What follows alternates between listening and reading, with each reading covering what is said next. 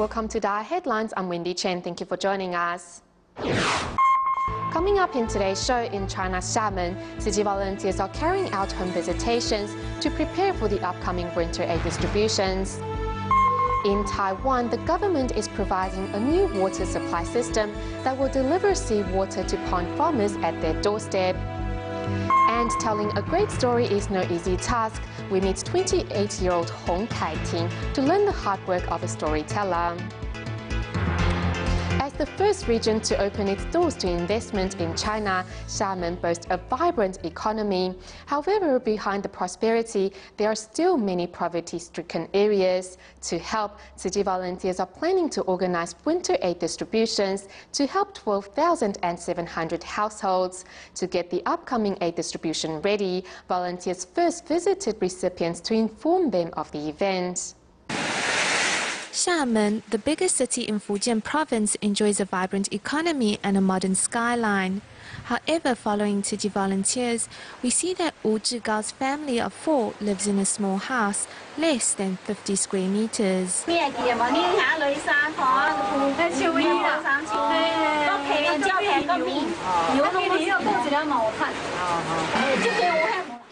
one can only see poverty. 72-year-old Zheng Shuye lives alone, so she has to go to the hospital to undergo kidney dialysis by herself. I'm so touched. Thank you for your blessings.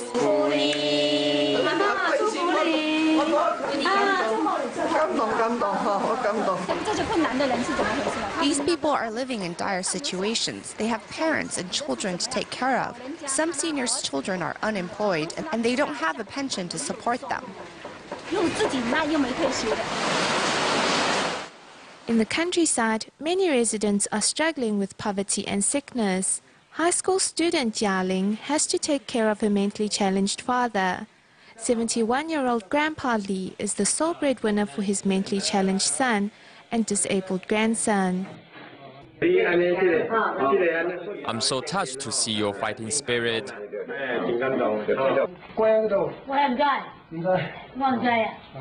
This mentally challenged sister and brother live in a rundown house and eat the leftovers from the market, so the volunteers give them rice to temporarily meet their needs. I know Ciji, I know where Ciji comes from.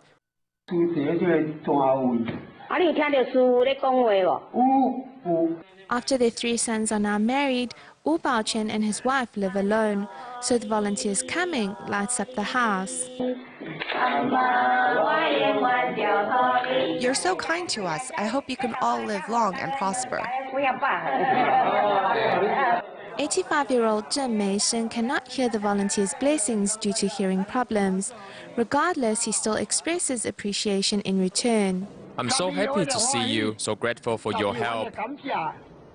In mid-November, various fires broke out in the cities of Marikina and Muntinlupa in the Philippines, destroying 100 houses and leaving over 400 families affected. Upon hearing of the disaster, city volunteers brought aid supplies to visit the fire victims.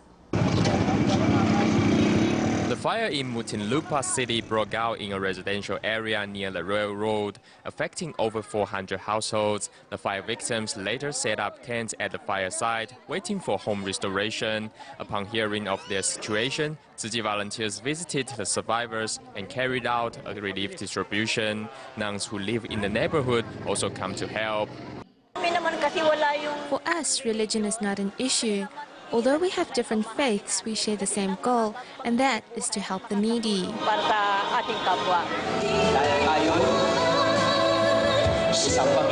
Ciji once helped a senior living in the nunnery to undergo cataract surgery, and that is how the nuns learned of the NGO. However, this is the first time the 2 groups have worked together to help disaster victims. It is like your heart is overwhelmed with joy.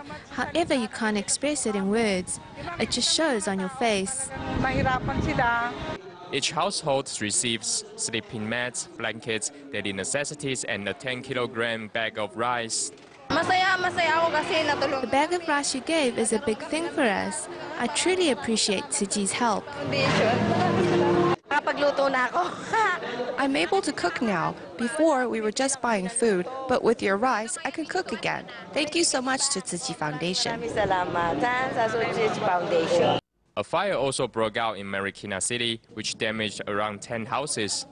When Tzu Chi volunteers brought aid supplies to one survivor, she brought the volunteers back to the scene of the fire. Though it was hard to return to the scene of the disaster, she is happy that she found some photos remained and feels blessed to have Tzu Chi's company. Kitchenware, clothing, and food all gone in the fire. Thank you, Tzu Chi, for your help. Though the fire left the survivors severely inconvenienced, Tzu Chi's care and blessings will accompany them until they restore their lives for good. Following the devastation of Typhoon Katsana in 2009 in the Philippines, the relief work program inspired many local residents to join the ranks of volunteers. Nevertheless, many of these local volunteers live in difficult conditions, like Lorna, who lives in Old Balara in Quezon City. Every time it rains, water will leak into her home. Thus, city volunteers decided to help Lorna renovate her home. A roof covered with tarpaulin and walls that are badly eroded. This is where Lorna's family of 4 live. Every time it rains, water will leak into the house. Our house always gets flooded when it rains. That's why I have placed the tarpaulin over the roof. At night time, we can only sleep in the corners where it does not leak. If the rain is too heavy, we have to move all the furniture. Lorna lives in Old Balara in Quezon City. Since her husband is unable to work due to injuries, Lorna has become the sole breadwinner for the family. Although she earns a minimum wage, this has not deterred her from volunteering with Tzu Chi and helping others. Therefore, the volunteers decided to help Lorna renovate her home.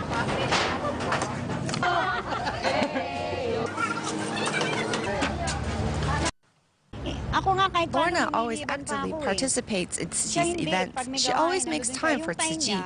We all have a good relationship with Lorna, so after hearing of the renovation of her house, we all wanted to help out. We invited the neighbors to come help out with Lorna's house. With the newly renovated home, rainwater will no longer come into their home, and Lorna's family are able to find peace of mind and help more people. After 5 days of work, the renovation was complete. On the day of her housewarming on November 17, volunteers arrived to give their blessings and presented Lorna with bedding and food baskets. Congratulations! If it weren't for Tzu Chi, Lorna's living condition would have never improved. We helped to renovate her house, so it's a huge gift and blessing for Lorna and her family. We can now sleep without thinking that we will get wet whenever it rains. I'm very thankful for everyone's help.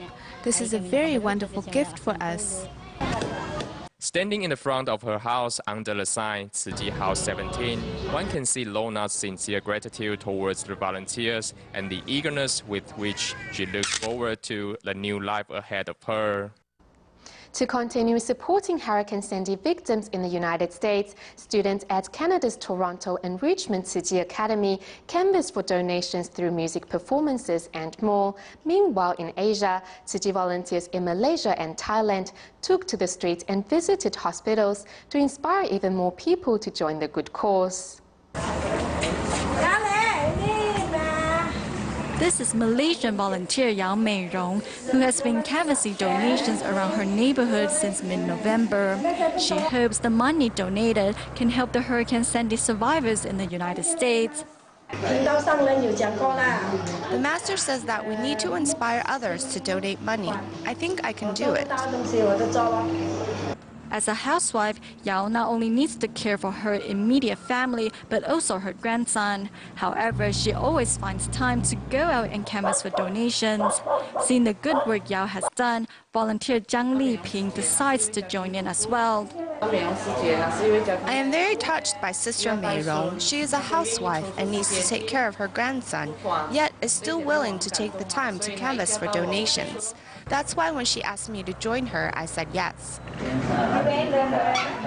Also helping the storm survivors in the United States, Thailand Tzu Chi volunteers arrived at the Fort Taram Hospital and another local hospital to collect donations. The good cause was hardly supported by many medical staff.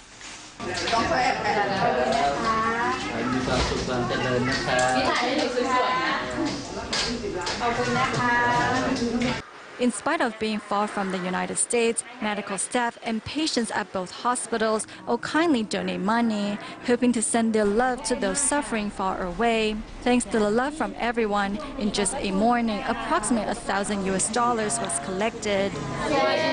Meanwhile, in Canada, students at Toronto DaAi Academy put on musical performances, hoping to raise funds for the storm survivors. Holding the donation boxes, students encourage others to make a donation. A teacher says this is also a good chance to incorporate Jingsi aphorisms into their daily lives. The phrase is, to help those in greater need. It doesn't matter how much you can contribute, it's the thought that counts. I am very touched. It is very meaningful and important to let these children know that they should contribute what they can to help those in need. Moving to Western Canada, children at Richmond DaAi Academy thoughtfully wrote blessings cards to the Hurricane Sandy survivors.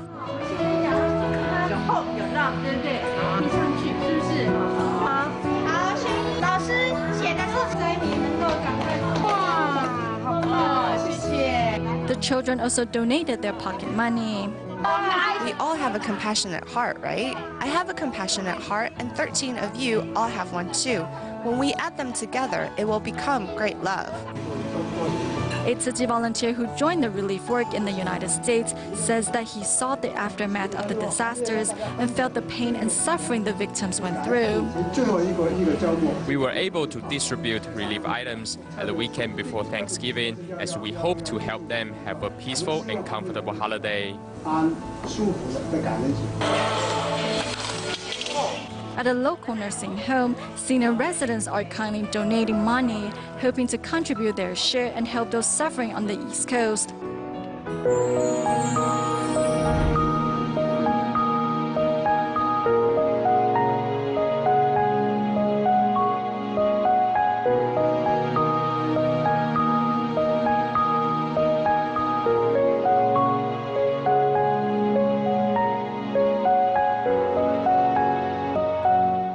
Pond farming in Taiwan's Yunlin County is big business and has been so for the past 30 years. However, the years of using underground water freely are at an end as Yunlin County struggles to control the problems brought on by excessive land subsidence.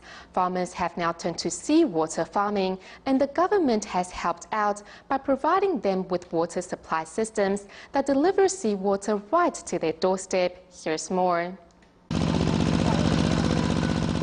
At 6 in the morning, workers are getting ready to ship out the clams recently harvested at this farming pond.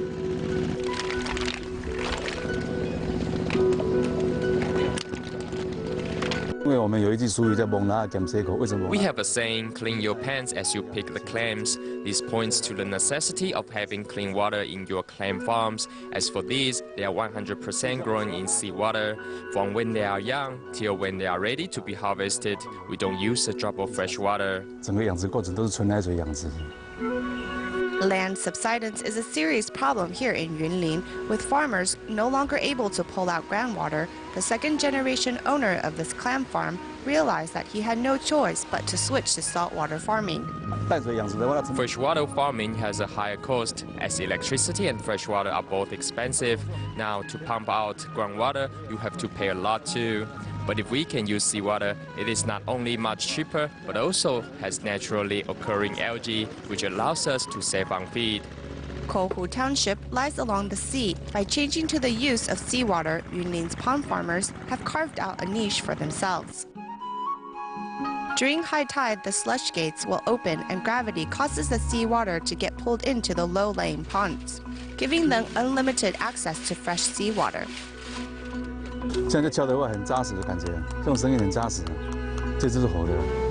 But for those ponds further away, they need to use special equipment. Front and center is this water tower that acts as a collection and distribution point of seawater for nearby pond farms.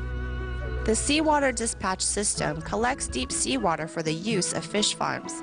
Being located next to a deep sea harbor, seawater can be collected during both high tide and low tides, which is then stored in this 640 tons water tower.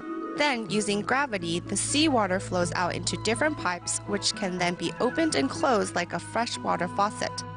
The seawater dispatch system does not need to have pipes that run into the ocean to draw seawater. The 6 or 7 hectare Boziliao harbor is a deep water port, so its water quality is first class and sufficient for our needs.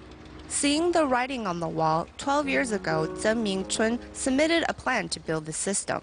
With the sinking of coastal regions, I saw that it would be no longer possible to use fresh water, and without access to fresh water, our industry would simply disappear.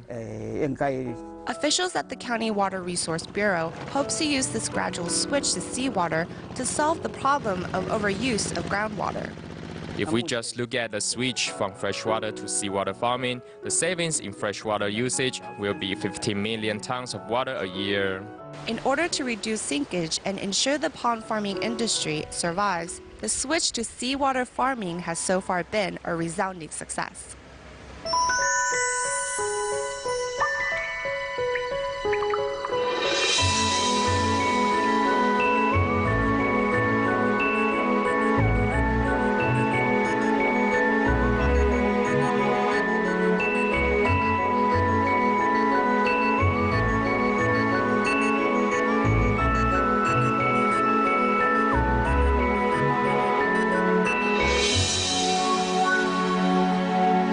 Stories to children is a great way to capture their attention and also to pass on a meaningful message. In today's feature report on Taiwan's unique traits, we meet a storyteller, 28-year-old Hong Kai-ting, who graduated with a dance degree but became a storyteller instead. To become a professional in her field, Hong went through practice after practice to get the right facial expressions and tones. Putting a microphone on, storyteller Hong Kai-ting is getting ready to put on a 1-hour performance.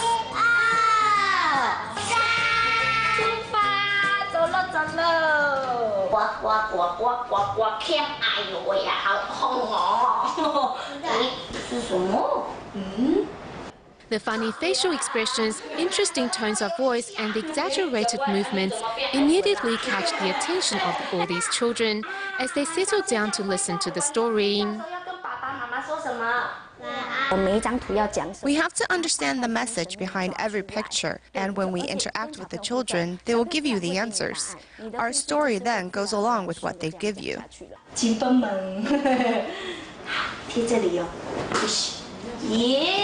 看书。那你最喜欢哪一个故事姐姐？红豆姐姐。 The sister red bean these children refer to is 28-year-old Hong Kai-ting, who graduated with a degree in dancing. However, her first job is not a dancer but a storyteller.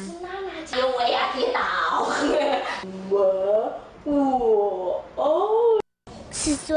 那你喜不喜欢来这边听故事？喜欢。为什么喜欢？这里的故事很好听。嘿咻嘿咻，A colorful and large storybook accompanies exaggerated movements and voice changes, makes the story even more interesting.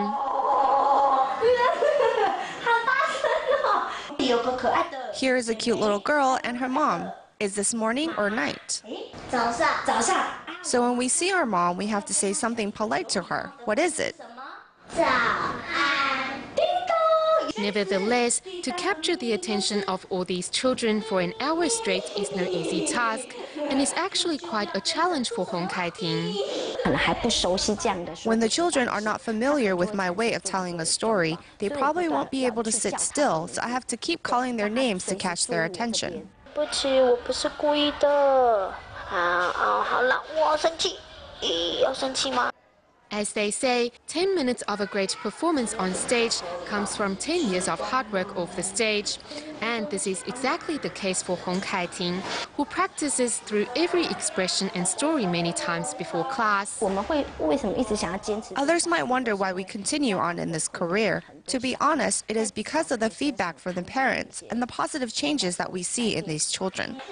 Knowing the power of storytelling, Hong Kai-ting is determined to continue bringing a positive influence to the children around her. In Taiwan's Hualien, we meet one new Shoot Scholarship recipient, Hu Shenzhen, as the eldest daughter in the family who leads her siblings in sharing household chores and looking after their mother while their father works out of town. To Nuo Fan and Nuo Yang, sweeping, mopping floors, and doing laundry are not difficult at all.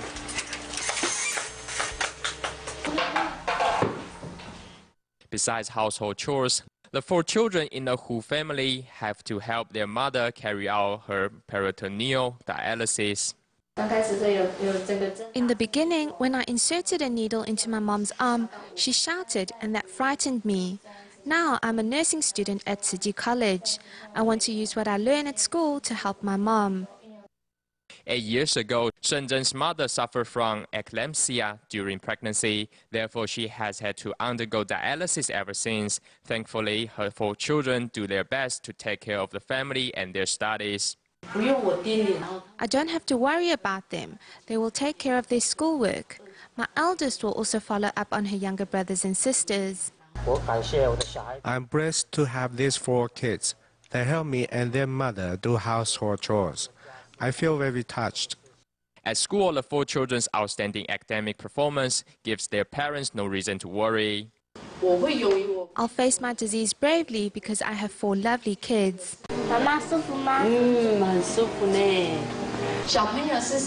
Children are the best gifts given by God. Thankfully, I have 4. Although they cannot make ends meet, it is already a blessing to have the family around. We can help our parents do household chores or give them massages. Although our financial condition is difficult, we still can live a happy life. Thank you, Tzu, for your help.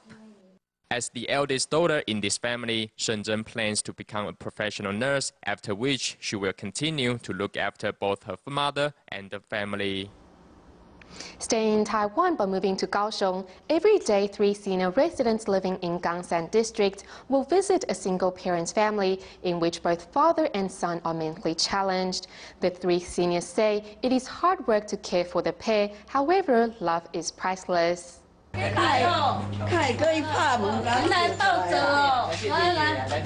day, these 3 seniors will gather at this house to do domestic OEM, as the money earned will help this family. I asked the other seniors to join the good cause when I saw them exercising around the neighborhood. We don't have money to help them, but we can help them earn a little bit more money, so he has money to buy food and care for his son.